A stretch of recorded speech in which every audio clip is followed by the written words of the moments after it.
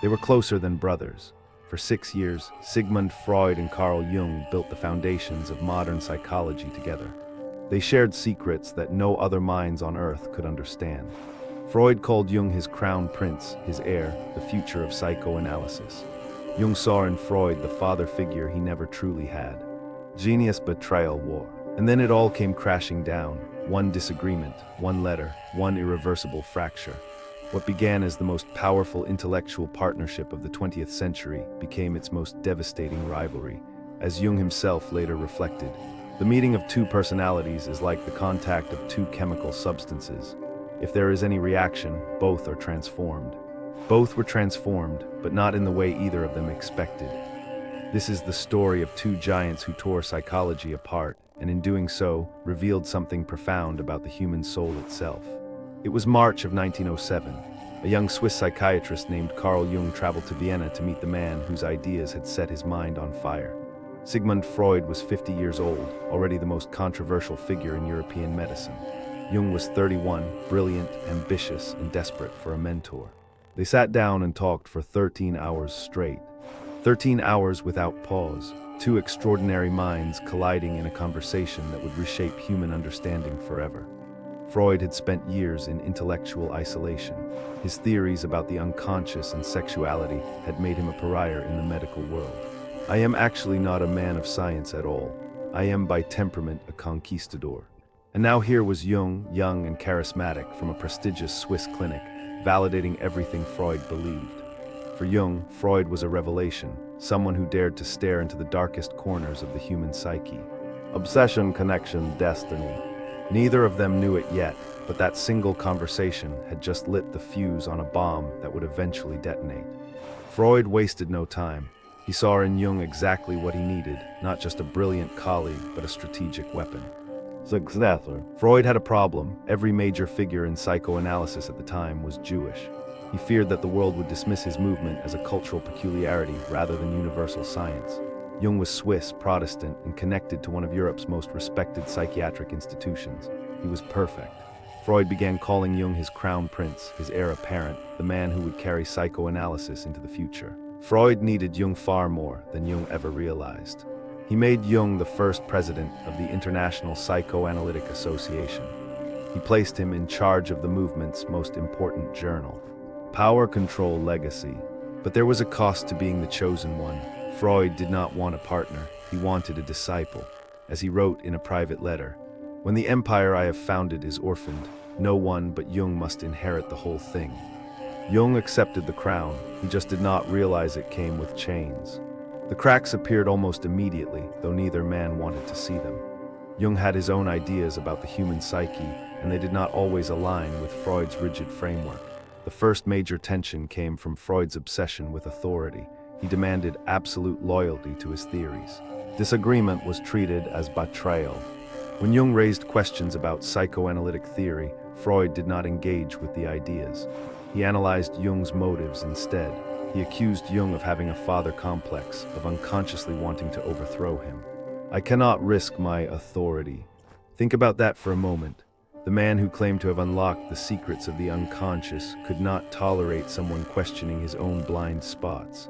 If this battle between two psychological titans is gripping you, hit like and subscribe to unlock more treasures from the vault. Because what tore them apart was not ego alone. Fear, pride, blindness. It was a fundamental disagreement about the very nature of the human soul. Here is where the real war began. Freud believed that at the root of every neurosis, every dream, every psychological symptom, there was one single driving force: sexuality. For Freud, the libido was exclusively sexual energy. Every human conflict could be traced back to repressed desires. The Oedipus complex, the pleasure principle, infantile sexuality, all of it pointed to one conclusion. Sex was the engine of the psyche. Libido, repression, desire. Jung disagreed profoundly. He saw libido as something much broader, a general psychic energy that could express itself through creativity, spirituality, mythology, and yes, sexuality too, but not exclusively. Jung believed the human soul was far bigger than Freud allowed. This was not a minor academic disagreement. This was an earthquake. As Freud once confided to Jung directly, "My dear Jung, promise me never to abandon the sexual theory. We must make a dogma of it, an unshakable bulwark. A dogma, a bulwark. Freud wanted science to function like religion, and Jung was beginning to see the contradiction at the heart of his mentor's empire. Dreams became the battlefield where their philosophies collided most violently. Freud saw dreams as disguised wish fulfillments, coded messages from the unconscious that always pointed back to repressed desires. Every symbol in a dream was a mask for something hidden. The unconscious was a vault of forbidden wishes trying to slip past the censor of the conscious mind. Jung saw dreams as something far more mysterious. For him, dreams were not disguises at all. They were revelations. The unconscious was not hiding things from you. It was trying to communicate with you in its own ancient language. Dreams contain symbols from a collective unconscious, archetypes shared by all of humanity across every culture and every era. The hero, the shadow, the wise old man, the great mother, these were not personal repressions. They were the voice of the human species itself. Who looks outside dreams, who looks inside awakes. Symbols, archetypes, collective. Every time they discussed a patient's dream, they were really arguing about the fundamental nature of reality. Jung's interests went far beyond the consulting room, and this horrified Freud. He was fascinated by mythology, religion, alchemy, and what he called synchronicity, meaningful coincidences that seemed to defy all rational explanation. Mysticism, science, truth. For Freud, this was intellectual suicide. Psychoanalysis had fought too hard for scientific credibility to be contaminated by what he saw as occult nonsense. But Jung could not ignore what he was experiencing. During one famous meeting in 1909, Jung felt a burning sensation in his diaphragm, and seconds later, a loud crack erupted from a bookcase across the room. Jung declared it a catalytic exteriorization phenomenon. Freud dismissed it as pure superstition. The rational mind and the mystical mind could no longer share the same room. Jung was reaching for something beyond personal psychology, something universal, something spiritual. The pendulum of the mind oscillates between sense and nonsense, not between right and wrong. And Freud could not follow him there. What had been hairline cracks was about to become an irreparable abyss. The final break came not in a single moment, but through a series of devastating blows between 1912 and 1913. Their letters turned from warmth to ice to venom. Jung published Symbols of Transformation, a book that directly challenged Freud's sexual theory of libido. It was a declaration of intellectual independence, and Freud received it as a declaration of war. Betrayal. Their correspondence became brutal. Freud accused Jung of neurosis. Jung accused Freud of treating students like patients, analyzing them instead of listening to them. In one devastating letter, Jung wrote, "Your technique of treating your pupils like patients is a blunder. You produce nothing but slavish sons." Freud's response was cold and final. He withdrew his friendship entirely. Silence, cold, final. By January of 1913, their correspondence ceased forever. 7 years of intellectual brotherhood ended in absolute silence. The two men who had built modern psychology together would never speak again. And for Jung, the silence was only the beginning of something far more terrifying. What happened to Carl Jung after the break is one of the most extraordinary stories in the history of psychology.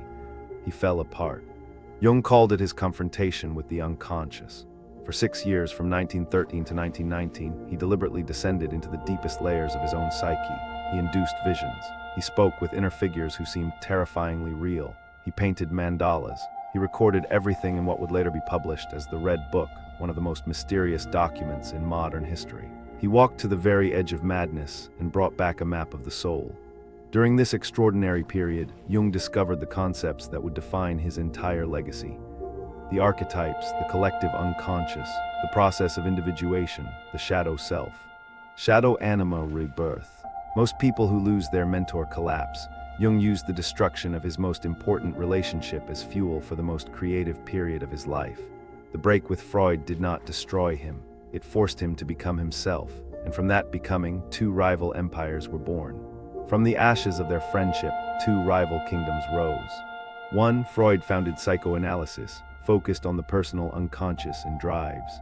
Two, Jung created analytical psychology, embracing archetypes and the collective. Three, Freud relied on free association and clinical dream analysis. Four, Jung introduced personality types, active imagination, and individuation. For decades, Freudians and Jungians fought like rival religions. each claiming to possess the true path to understanding the human mind. Freudians-Jungians War. Freud's school dominated clinical psychiatry. His concepts of the ego, the ID, and the superego became the foundational language of therapy worldwide. Jung's ideas flowed into art, literature, mythology, and spiritual practice. Joseph Campbell built his entire mythology on Jung. Star Wars owes its hero's journey to Jungian archetypes. The Myers-Briggs personality test is pure Jung. Everything that irritates us about others can lead us to an understanding of ourselves. Freud shaped how we think about childhood, trauma, and hidden motives.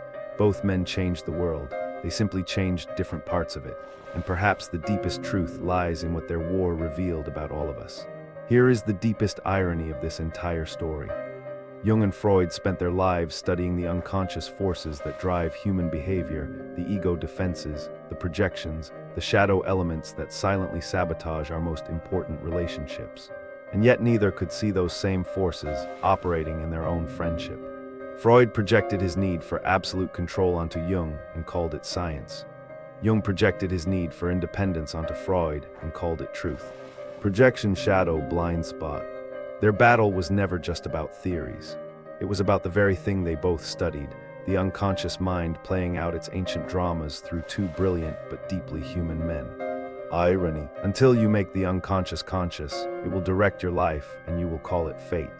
Jung wrote those words, and they might be the most perfect epitaph for his relationship with Freud. Two men who dedicated their lives to illuminating the dark corners of the mind could not illuminate the darkness between them. And perhaps that is the most honest lesson psychology has ever taught us. The battle between Jung and Freud did not just divide psychology. It revealed a truth about human nature that both men spent their entire lives trying to articulate. We are split. We carry within us competing forces, reason and intuition, science and spirit, the desperate need for belonging and the fierce need for independence. One does not become enlightened by imagining figures of light, but by making the darkness conscious. Freud showed us that our past shapes us in ways we cannot see. Jung showed us that within that very darkness there is a path toward wholeness. Neither was completely right, neither was completely wrong. And perhaps the real wisdom lies not in choosing a side, but in understanding that both sides lie within you. If you made it this far, comment shadow and light to prove you understand the duality that lives inside every human mind. The wisdom of the ages is yours. Use it well.